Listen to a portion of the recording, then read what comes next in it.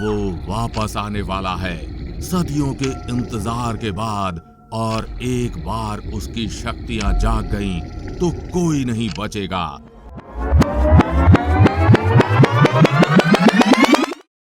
दुनिया के सबसे ऊंचे पहाड़ों के बीच, जहां की हवाओं ने अपने अंदर गहरे राज छुपा रखे हैं, हिमालय की हवाओं से एक अदृश्य शक्ति की गूंज सदियों से सुनाई देती है। वो ना पूरा इंसान है, ना पूरा जानवर, यति, जिसकी कहानियां पहाड़ों के हर एक पत्थर पर उकेरी हुई हैं। कुछ लोगों के लिए ये सिर्फ कहानियां हैं, कुछ लोगों के लिए फसाना, लेकिन कुछ लोगों के लिए ये एक ऐसी हकीकत है जिसने कईयों की जिंदगी को बदल दिया है। वो एक ऐसे तूफान को लेकर आएगा जो सब बदल कर रख देगा। ये कैसा सपना था? ऐसा कैसे हो सकता है? मेजर रावत के चेहरे का रंग उड़ा हुआ था। वो बुरी तरह से हाँफ रहे थे। मेजर रावत अपनी जगह से उठे। उन्होंने फ्रिज के अंदर से पानी की बोतल निकाली और एक सांस में उसे खाली कर दिया। उन्होंने अपनी डायरी निकाली और उसके ऊपर लिखा, यति। मेजर रावत नाम का वो जांबाज जिसने कई लड़ाइयां लड़ी थी। पेट के ऊपर 3 गोलियां खाने के बाद भी वो बच गए थे। डर तो जैसे उनकी डिक्शनरी में था ही नहीं, लेकिन आज उनके सपने ने मेजर रावत सरीखे पहाड़ को भी हिलाकर रख दिया था। ये पहली बार नहीं था जब मेजर रावत ने उस डरावने चेहरे को देखा, बल्कि पिछले 22 दिनों से वो रोजाना यही सपना देख रहे थे। लेकिन आज उन्होंने जो देखा वो सबसे भयानक था। रोक दो उन्हें, वो मेरे पास आने की कोशिश कर रहे हैं। अगर वो नहीं रुके तो मैं सबको मार दूंगा। A shepherd has gone missing again. Last seen near Nanda Devi East. Locals are scared. कुछ लोग कहते हैं बर्फ का राक्षस ले गया। कमांडिंग ऑफिसर की बात सुनकर वहां मौजूद सारे अफसर मुस्कुरा पड़े, लेकिन मेजर आर्यन सीरियस होकर बैठे हुए थे। मेजर रावत, मैं चाहता हूं कि तुम इस केस को लीड करो। तुम्हें पहाड़ों में काम करने का जबरदस्त एक्सपीरियंस है। एक छोटी सी टीम ले जाओ and listen, don't follow shadow. लेकिन सर, कभी कभी शैडो ही असली चेहरा हो जाती है। हाँ, तो मुझे तुम्हारे ऊपर भी पूरा भरोसा है, तुम ये काम कर लोगे।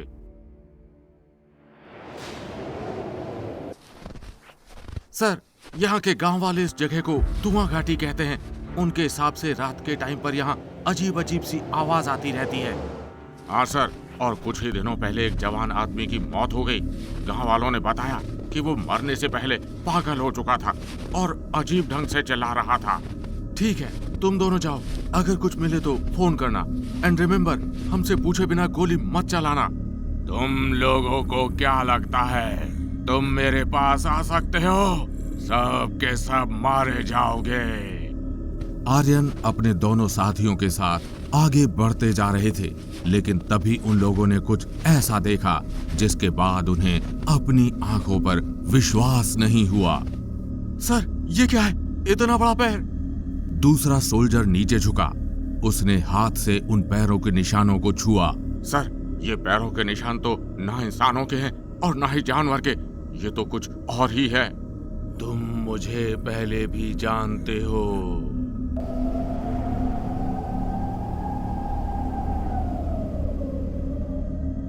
तुमने मुझे रोका था, तुम्हारी वजह से मैं शापित हुआ था। देखो आज मैं क्या बन गया हूँ। तुम्हारे उस शाप की वजह से मैं कहीं का नहीं रहा। तुमने मुझे बर्बाद कर दिया। जब सपने इतने सच लगने लगें कि हड्डियां तक कांप जाएं, तो समझ जाना कहानी की शुरुआत हो चुकी है। गुफा के अंदर में एक 8 फीट की आकृति ने प्रवेश किया। तुम वापस क्यों आए हो आर्यन? मैं तो छुप गया था सबसे। तुम यति नहीं हो, तुम तो... मैं तुम्हारा इतिहास हूँ। मेरा इतिहास क्यों बोल रहे हो तुम? और तुम मेरे सपनों में क्यों आ रहे हो? तुम्हारा मुझसे क्या नाता है? सब पता चल जाएगा तुम्हें, सब्र रखो। तुम इस बार मेरे हाथों से नहीं बचोगे अर्जुन। अर्जुन? कौन अर्जुन? मेरा नाम आर्यन है। तू वापस क्यों आया है आर्यन? मैंने तो खुद को सबसे छुपा लिया था। ये कैसे मुमकिन है? क्योंकि तू ही है जिसने मुझे फिर से जगाया है। तेरे खून में वही अंश है जिसने मुझे शापित किया था। तभी हवा का एक तेज झोंका आया और अचानक से आर्यन की टॉर्च बुझ गई। उसके चारों तरफ अंधेरा छा गया। उसने तुरंत टॉर्च जलाई, लेकिन तब तक वो क्रिएचर वहां से जा चुका था। मेजर रावत, तुम्हारे बयान और इलाके की रिपोर्ट्स में मेल नहीं है। वहाँ कोई गुफा नहीं मिली। सर, मैं जानता हूँ मैं क्या देख कर आया हूँ। वो कोई जानवर नहीं था। आप मेरा विश्वास कीजिए। तुम्हें कुछ दिन आराम करना चाहिए। लगता है ठंड ने तुम्हारे दिमाग पर असर किया है। भले ही आर्यन को सब कह रहे थे कि उसने जो कुछ देखा था वो एक भ्रम था, लेकिन आर्यन अपने आप को रोक नहीं पाया। अपने क्वार्टर्स में जाते ही उसने तुरंत पुराने टेक्स्ट और मैप निकाले। धुआं घाटी। यहीं से सब शुरू हुआ था। सर, हमें पीछे लौट जाना चाहिए। मौसम और भी खराब होता जा रहा है। नहीं, कुछ तो है यहाँ। मेरी गट फीलिंग कह रही है कि हम बहुत करीब हैं। सर, ये मंदिर जैसा दिख रहा है। ये जगह डरावनी लग रही है। चलो अंदर चलते हैं। ये वही है, अश्वत्थामा। सर, किसी ने बोला अभी। स्टेडी रहो, ये जगह जिंदा है। तुमने मुझे नींद से जगाया है, अब इसका अंजाम भुगतोगे। तुम्हें यहाँ छोड़ना पड़ेगा। मैं आगे जाऊंगा। कोई तो है जो चाहता है मैं वहां जाऊं। सर, आप अकेले मत जाइए। वो इंसान नहीं है। और शायद मैं भी अब पहले जैसा नहीं रहा।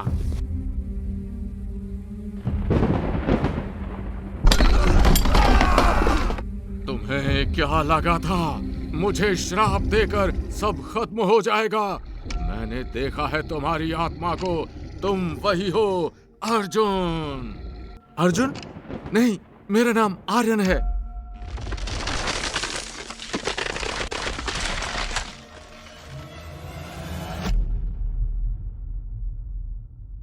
तुम अपने अतीत से भाग नहीं सकते। तुमने मुझे मारा, अब मैं तुम्हें मिटा दूंगा। मैं तुम्हें नहीं जानता। तुम्हारा रक्त जानता है मुझे। तुम वही योद्धा हो जिसने मुझे शापित किया। तुम्हारा पुनर्जन्म मुझे फिर सामने लाया है। मैं एक फौजी हूँ, मिथ नहीं। मिथ ही भविष्य है और तुम उसका केंद्र। तो अब लड़ाई दोबारा शुरू होगी। आर्यन, रिपोर्ट करो। आर्यन, ओवर। ये कौन सी जगह है? क्या ये वही युद्ध भूमि है जिसकी कहानी सदियों से सुनी जाती रही है? समय पूरा हो गया है। अग्नि पुनः भड़केगी।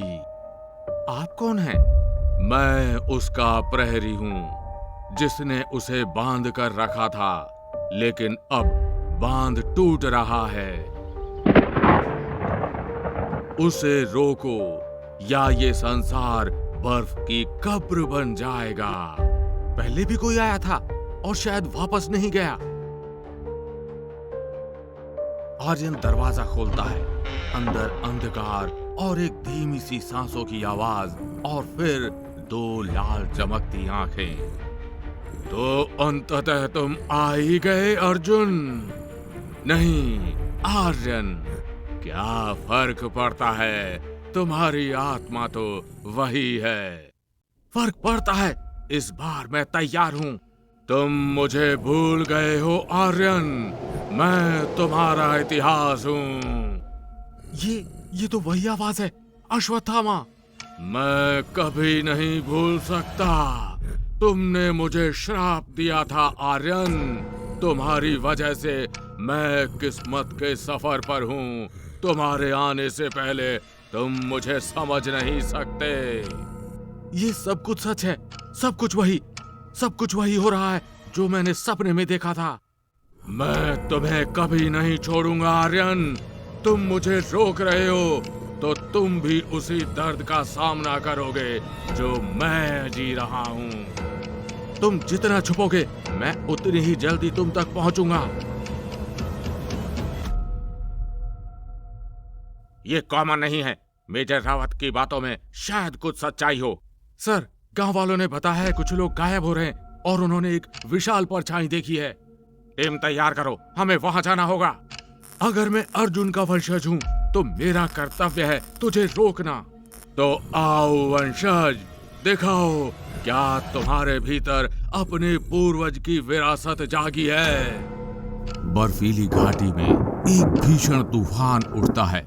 हवा में गूंजते मंत्रों की तरह अश्वत्थामा की उपस्थिति पूरे वातावरण को कंपा देती है। आर्यन थरथराती बर्फ के बीच खड़ा है। उसकी आंखें बंद हैं, जैसे किसी अदृश्य शक्ति से संवाद कर रहा हो। तेरे पास आधुनिक शस्त्र हो सकते हैं, लेकिन ये युद्ध आत्मा का है।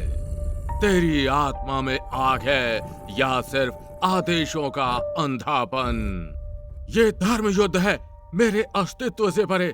मैं वही हूँ जो समय ने लौटाया है न्याय के लिए। हवा तेज होती है। आर्यन के चारों ओर बर्फ का घेरा बन जाता है। अश्वत्थामा उसके सामने प्रकट होता है। उसका शरीर अब सिर्फ मांस नहीं बल्कि ऊर्जा और इतिहास से बना हुआ प्रतीत होता है। तेरे भीतर कोई साधारण आत्मा नहीं, अर्जुन की गूंज सुनाई देती है। मैं लड़ने नहीं, समझने आया हूँ। अगर तू चेतावनी है तो मैं उत्तर हूँ। जैसे ही मेजर आर्यन आगे बढ़ते हैं, अचानक से चारों तरफ उजाला छा जाता है। बस थोड़ी देर और उसे संभाल लो। मैंने पांडवों से बदला नहीं लिया, लेकिन तुझसे जरूर लूंगा। कौन है? तू अभी भी उसी प्रतिशोध की आग में जल रहा है पुत्र। नहीं, तू नहीं हो सकती। तेरी आत्मा को शांति की नहीं, क्षमा की जरूरत है।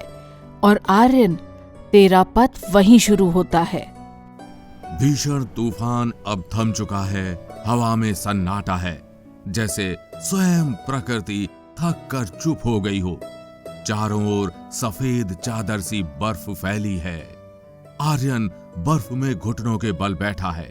सांसें तेज हैं, शरीर थक चुका है। उसके कपड़े फटे हुए हैं, होंठ सूख चुके हैं। उसके सामने खाली घाटी और कहीं कोई निशान नहीं। आर्यन के चेहरे पर उलझन है। अभी क्या हुआ? वो खुद से ये प्रश्न करता है, पर जवाब नहीं मिलता। एक हल्की सी सरसराहट हवा में होती है, जैसे समय खुद पीछे खिसक रहा हो। ध्वनि, घंटियों की मधुर गूंज। आर्यन धीरे धीरे पीछे मुड़ता है। पीछे एक दिव्य प्रकाश खड़ा है। धीरे धीरे वो आकार लेता है। एक नीले वस्त्रधारी मुरलीधारी पुरुष, श्याम वर्ण, नेत्रों में करुणा और मुख पर मुस्कान। कृष्ण। आर्यन की आंखों में शौक और श्रद्धा एक साथ उमड़ पड़ती है। कृष्ण, आप? आर्यन कुछ बोलना चाहता है, पर शब्द नहीं निकलते। कृष्ण, तू थक गया है पार्थ। बहुत बोझ ढो लिया इस जन्म में, अब विश्राम का समय है। पार्थ, मैं तो आर्यन हूं। तू वही है जो हमेशा था। तू अर्जुन है, पर ये स्मृति तुझे अब और नहीं बोझिल करेगी। कृष्ण आगे बढ़ते हैं। उनकी उंगलियां आर्यन के माथे को छूती हैं। एक हल्का नीला प्रकाश फूटता है, जैसे समय और स्मृतियां एक साथ बह रही हों। कुछ युगों को रहस्य ही रहने दो। यादें कभी कभी सिर्फ बोझ होती हैं। आर्यन बिस्तर पर पड़ा है, एकदम शांत। उसकी आंखें खुलती हैं। कोई घबराहट नहीं, बस एक सामान्य सुबह। वो इधर उधर देखता है।